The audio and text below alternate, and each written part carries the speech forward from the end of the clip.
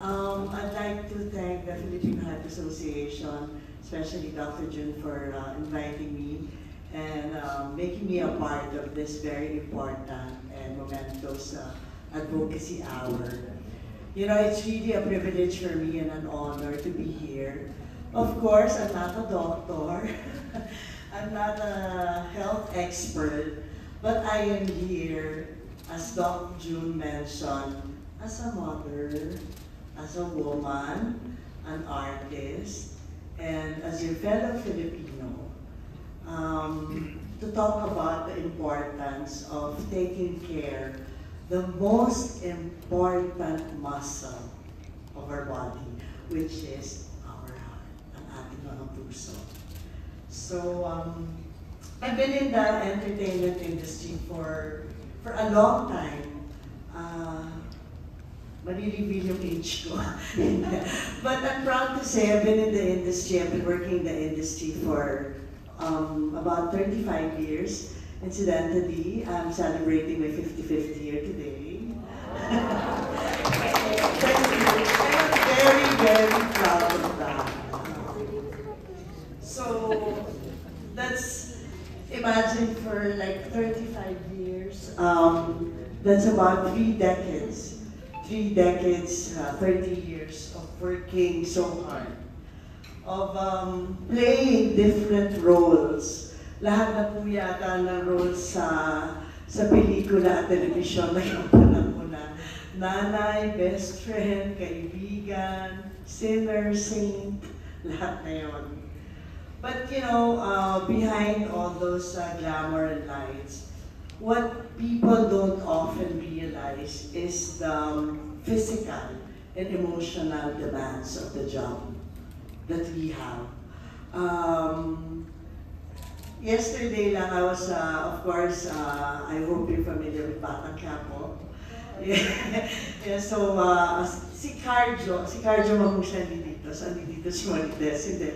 But just you know, yesterday I was working, and I was, you know, I had so many breakdown scenes. Iyak po ako ng iyak buong araw at buong gabi. Sabi ko, alam kaya ng katawan ko na umaakte lang ako. Parang hindi niya alam. Hindi niya yata alam na may tatrabaho lang ako. Because, you know, when we portray roles and when we tell stories, our emotions are very real and it's very honest. So, ando din yung stream. So, aside from that, yun, nagsisegue din po kami. So, that would mean, let's say if I'd have to come from one work going to the other, in between I'd only have about 3 to 4 hours of sleep. Yung ganon. So, strain din yan. Tapos, every day under the lights, wearing makeup, takbuhan, sigawan, sapalan, iyakin. And then sometimes, you know, we'd work on unpredictable situations and locations. So all of those can really take a toll on our health. So after a while, ngayon nga po, medyo 55 na, you know, I started asking myself, how long can I keep on doing this if I don't take care of myself? If I break down, or if I get sick, what will happen to, you know, the work that I love, and most importantly, to the people I love? That question actually became more meaningful when I became a mother. Yes, nakita niyo po, to my son Leo, I only have one, my unico hijo. I live and breathe for him. Yan. So, mas naging importante sa akin yung question na yun. Being a parent changes your priorities. It shifts your focus from just surviving the day to securing the future, not only for myself, but of course, more importantly, for my son. So, yun nga po na-mention, my son is a student athlete.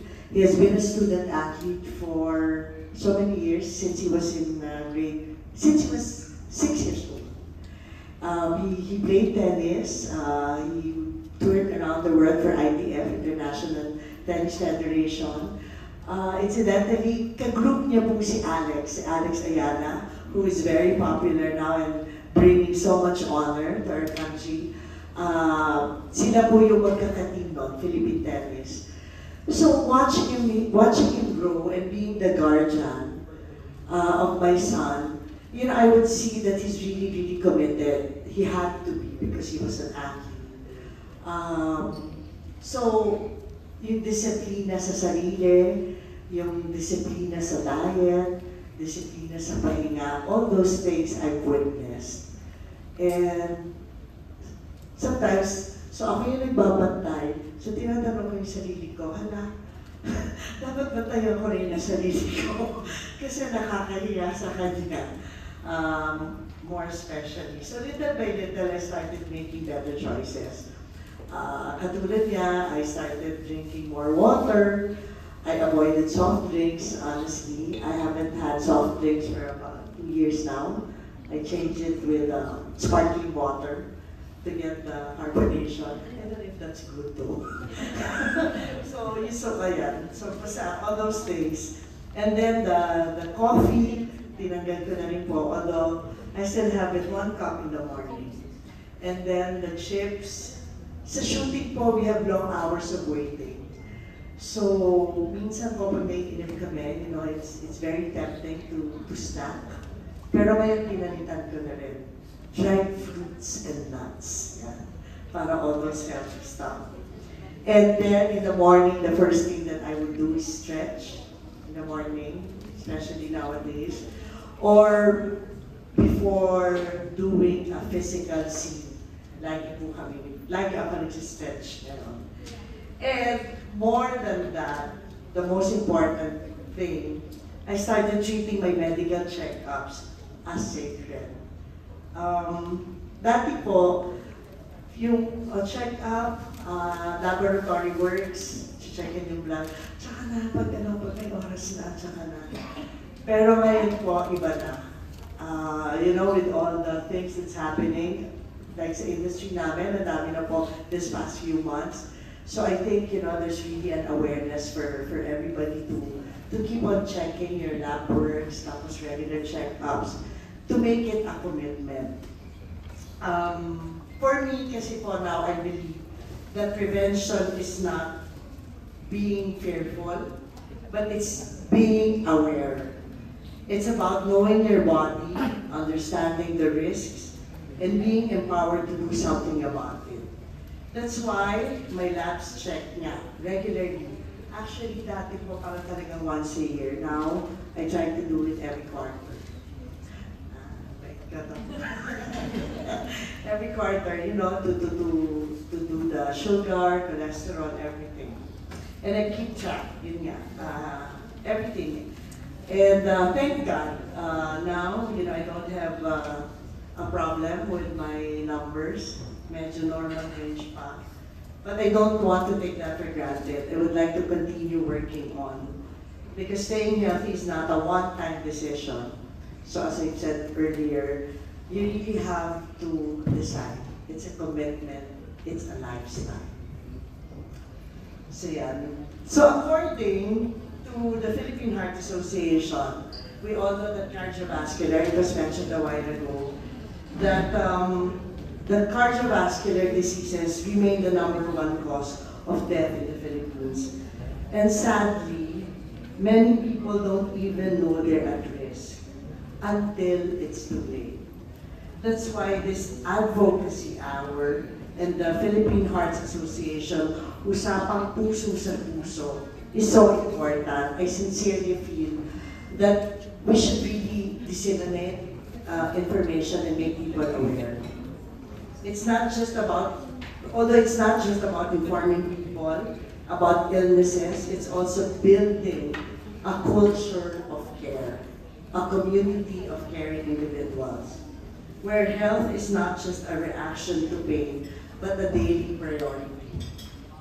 I also want to be honest. Actually, medyo guilty pa rin ako. I'm still trying my best. Sometimes I fall off track.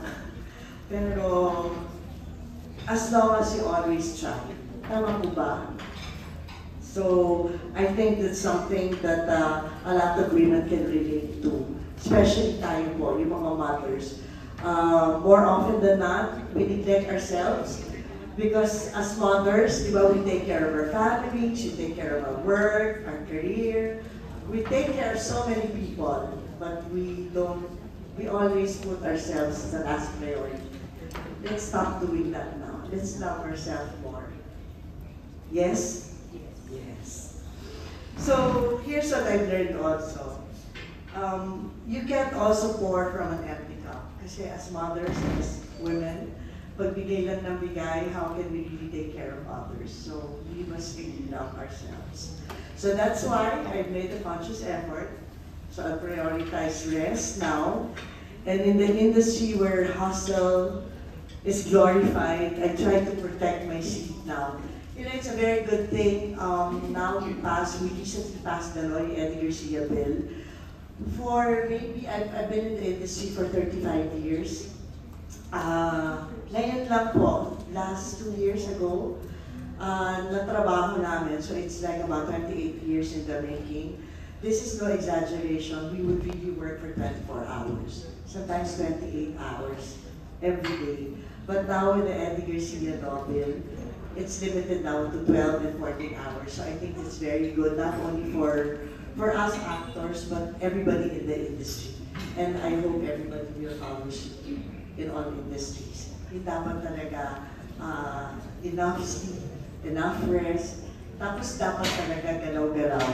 You know, now I really practice, you know, instead of taking the elevator, you know, I take the stairs.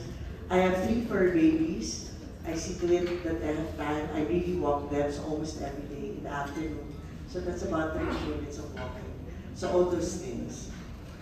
And the last but not the least, I also listen out to my doctor. So dapat regular check-up po talaga. You really have to try to listen to that. As what Dr. said a while ago, maintenance, if you have to take it, that's regular check-up, all those things. So you really have to follow your doctors. And I also say this with sincerity, every woman, every mother, and every professional deserves that kind of medical partnership, because health care is not just clinical, it's really personal. So to everyone who's here and to everyone who would be listening, young or old, working or retired, single or with family, this is my message. Don't wait for pain to remind you to act. Don't wait for a diagnosis to start living better. And don't ever think that being busy is an excuse to neglect your health. Health is not a luxury, it's a reward. It's a greatest treasure. It is your birthright, it is your responsibility. So let's all commit to small things that make a big difference. Drink more water, galaw-galaw, and get enough sleep. One of the more important things, please manage your stress.